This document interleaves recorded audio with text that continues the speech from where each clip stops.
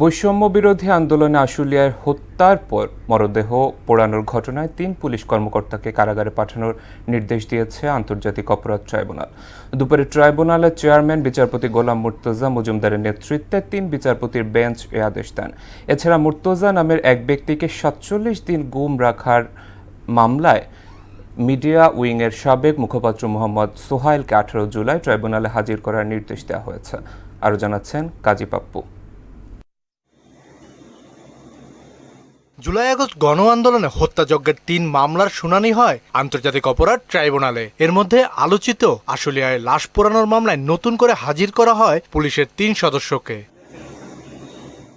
শুনানিতে তাদের গ্রেফতার দেখিয়ে কারাগারে পাঠানোর আবেদন জানায় প্রসিকিউশন। আদালত তা মঞ্জুর করেন। এছাড়া চট্টগ্রামে গণহত্যার মামলায় অস্ত্রধারী যুবলীগ ক্যাডারকে আদালতে হাজির করার আবেদন করা হয়, যা মঞ্জুর করেন ট্রাইব্যুনাল।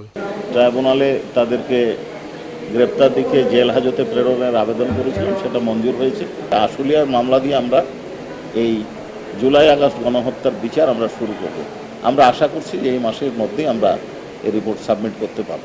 চট্টগ্রামে 7 জন শহীদ হয়েছিলেন, সেই মামলায় প্রোডাকশন ওয়ারেন্ট চাওয়া হয়েছে, ট্রাইব্যুনাল এটা মঞ্জুর করেছেন।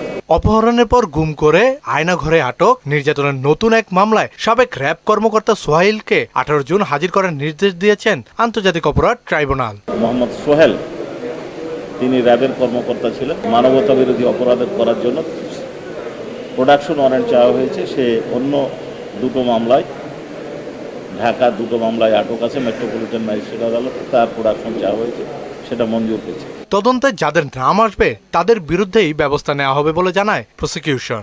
পুলিশ আমরা সংগৃহীত ভিডিওগুলো পর্যালোচনা করছি, যাদেরকে আমরা শনাক্ত করতে পারবো তাদেরকেই নিয়ে আসবো। কাজী পাপ্পু, মোহনা সংবাদ, ঢাকা।